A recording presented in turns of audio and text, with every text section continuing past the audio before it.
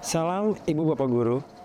Apakah Anda masih mengalami kesulitan saat memilih teknik dan instrumen asesmen yang tepat?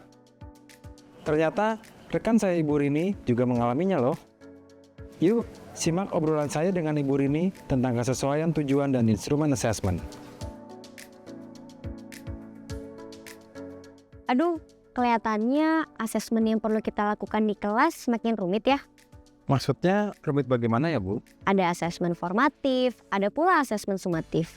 Tiap asesmen ada teknik dan instrumennya masing-masing. Asesmen formatif dan sumatif itu merupakan rangkaian proses yang mendukung ketercapaian tujuan pembelajaran. Jadi sebenarnya kita bisa loh menggunakan instrumen asesmen yang sama untuk keduanya, asalkan disesuaikan tujuan penggunaannya. Oh begitu, tapi belum terbayang di benak saya Pak. Untuk menjawab keresahan Ibu Rini, saya kemudian menceritakan rangkaian kegiatan asesmen formatif yang saya lakukan untuk mata pelajaran PJOK di fase B. Dengan tujuan pembelajaran, peserta didik dapat menerapkan pola perilaku hidup sehat dengan memilih makanan bergizi dan seimbang. Selamat pagi anak-anak. Selamat pagi, Pak. Siapa yang ingat apa saja kegiatan yang kita lakukan kemarin? Kita jalan-jalan ke kantin sekolah, Pak. Kita berburu harta karun bersama teman sekelompok, Pak. Harta karunnya adalah makanan sehat.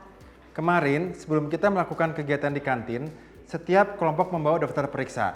Apakah daftar periksa ini sudah membantu kalian dalam melakukan kegiatan berburu harta karun? Iya, Pak, kita jadi tahu harus melakukan apa. Wah, kemarin seru sekali ya. Apakah setiap kelompok sudah mencatat hasil berburu kemarin? Sudah!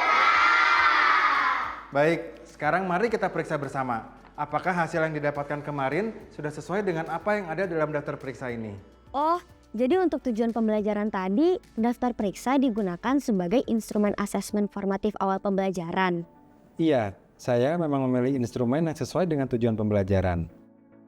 Daftar periksa atau checklist dapat menjadi panduan murid dalam berkegiatan, sekaligus menjadi alat untuk memeriksa dan menilai perkembangan kompetensi mereka. Bagaimana cara pakai daftar periksa ini di kelas, Pak? Setelah membahas konsep makanan sehat, murid diajak berkeliling kantin untuk mengidentifikasi makanan sehat di sana. Kami menyebutnya kegiatan berburu harta karun. Tapi sebelumnya, daftar periksa diberikan agar setiap kelompok mengetahui apa saja yang perlu mereka lakukan. Di sini, daftar periksa berfungsi sebagai panduan kegiatan. Setelah berkegiatan, hasilnya kami lihat kembali menggunakan daftar periksa tersebut. Jadi, kami sama-sama mengetahui aspek apa saja yang ternyata belum dipahami. Lalu, saya menentukan strategi pembelajaran yang sesuai. Dalam proses ini, daftar periksa menjadi instrumen asesmen formatif dalam pembelajaran karena digunakan untuk memperbaiki proses pembelajaran. Tentu saja, hasil asesmen formatif tersebut harus ditindaklanjuti. Maka, saya memberikan beberapa pertanyaan pemantik untuk didiskusikan. Jadi, hal-hal yang belum dipahami kembali digali melalui diskusi kelompok. Oh begitu, lalu nanti saat asesmen sumatif, Bapak akan pakai instrumen apa?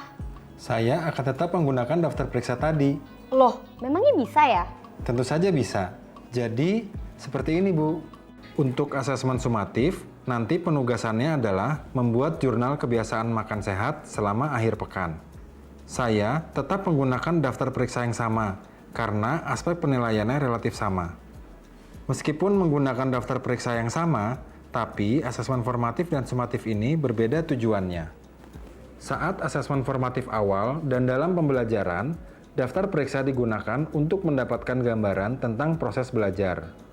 Sedangkan pada asesmen sumatif, daftar periksa yang sama digunakan untuk menilai hasil akhir dari proses belajar murid. Asesmen sumatif juga dilengkapi kriteria ketercapaian tujuan pembelajaran sebagai bukti murid dapat mencapai tujuan pembelajaran atau tidak. Misalkan, jika isi tugas jurnal memenuhi 3 dari 5 aspek penilaian, artinya murid cukup mampu menerapkan pola perilaku hidup sehat dengan memilih makanan bergizi dan seimbang. Wah, ternyata tidak serumit bayangan saya ya, Pak. Benar. Satu teknik atau instrumen penilaian yang sama bisa kita gunakan untuk asesmen formatif maupun asesmen sumatif. Bisa juga satu teknik yang sama saya gunakan untuk asesmen formatif, namun guru lain menggunakannya sebagai asesmen sumatif. Betul juga ya Pak, para guru bisa memilih teknik dan instrumen penilaian apapun, asalkan sesuai dengan tujuan asesmen dalam pembelajaran, sehingga informasi yang kita dapat juga tepat. Ada banyak referensi yang bisa kita rujuk untuk memilih teknik atau instrumen yang lebih variatif bagi murid. Wah, ini sangat membantu. Terima kasih.